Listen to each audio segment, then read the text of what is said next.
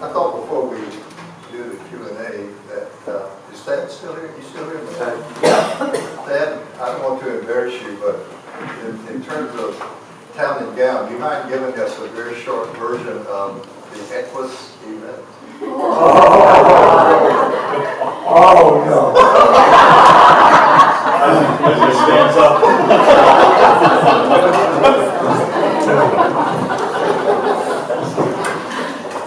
Oh no. Okay. Well, that's just town and gown. Town Holly and I came here in July of 1978 and loved it for all the reasons that have been described.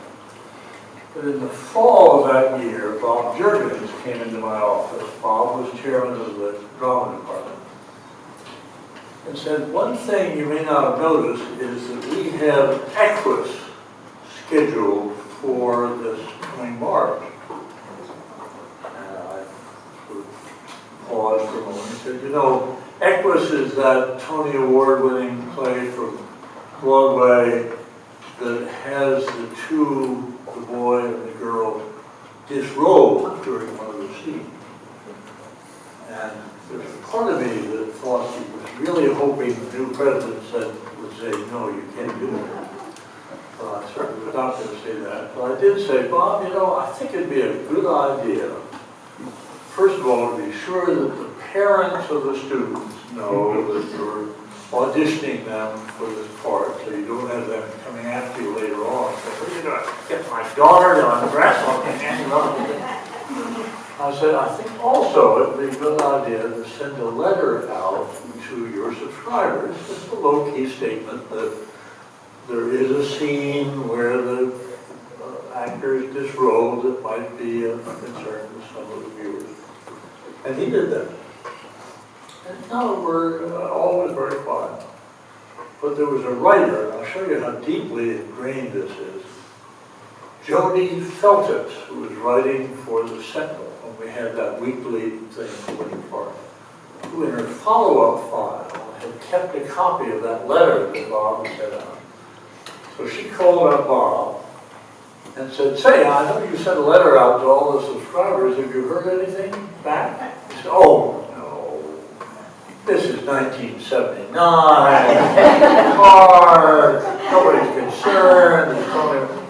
Well, it was a front page article in the Winter Park section of the Sentinel that said, nude play to go forward in the park. Bam!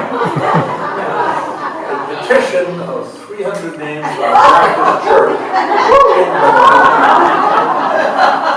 And the town went to the commission and said, you know, they're going to put on this nude play at Rollins. And somebody found an ordinance that said, it is illegal to be discovered in a state of nudity.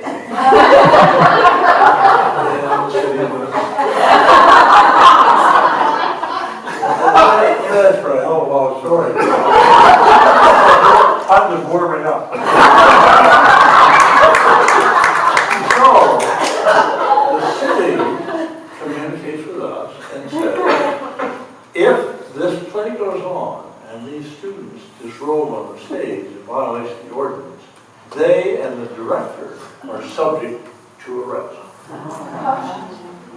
Now, I had a problem. I don't want to be complicated about this, but it happened to be that the city attorney was also the college attorney. A little conflict of interest there.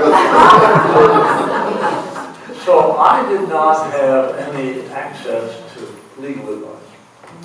Well, the campus exploded, and there were protests and meetings, a wonderful march on City Hall. And every time I go back, I'll go past Alvin Blotzig's statue of Forrest Idol. I remember that the students put a bra on.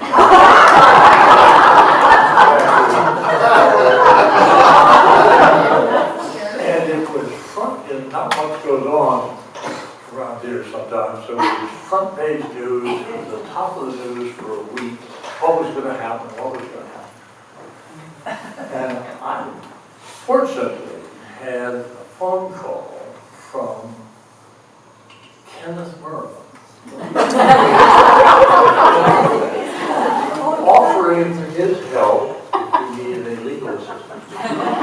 Now, what Kenneth doesn't know is, in fact, I had 2 phone calls. I also had a phone call from a man named McDonald, who said, if you need any legal help, I'd be glad to contribute. Well, I knew Kenneth because we worked together already on a number of good causes. I did not know Mr. McDonald, so I was grateful to take Kenneth's help. I learned later that Mr. McDonald was the lawyer for the dollhouse.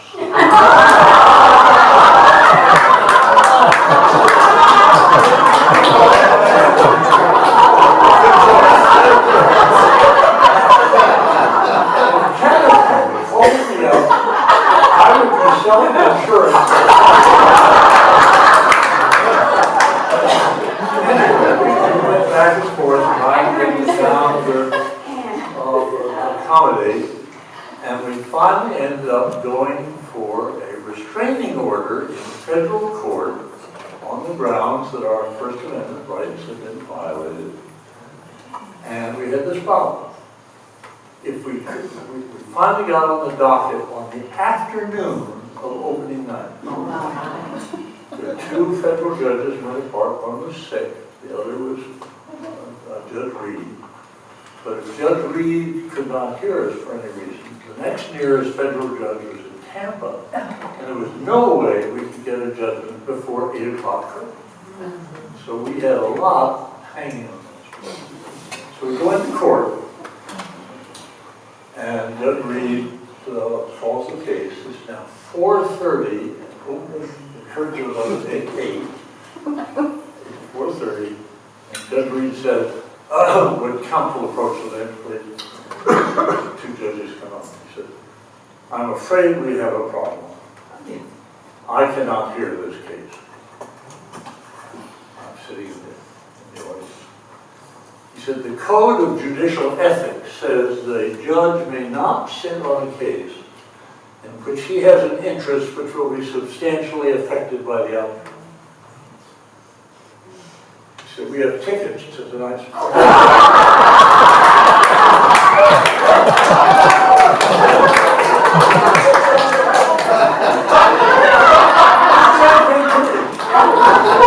the 2 lawyers walked back, and I was figures all around me selling insurance. And then Kenneth's colleague said, Your Honor, Dr. Seymour, President of Rollins, is sitting right here in the audience. And I know that he would be happy to assure you of a full refund if you would relinquish your ticket.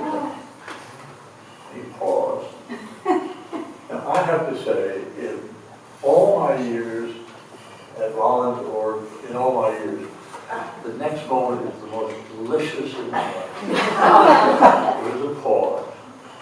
And then he said, okay, but you're going to have to explain this to my wife. In a small voice, and we said, I think we're going to be all right. And he heard the case that I, as the son of a lawyer, I learned and respected what a classroom exercise in trial is, because the judge was testing the town lawyer and testing us on precedent and so on. But when it was over, he granted the restraining order. Now this is about 5:30.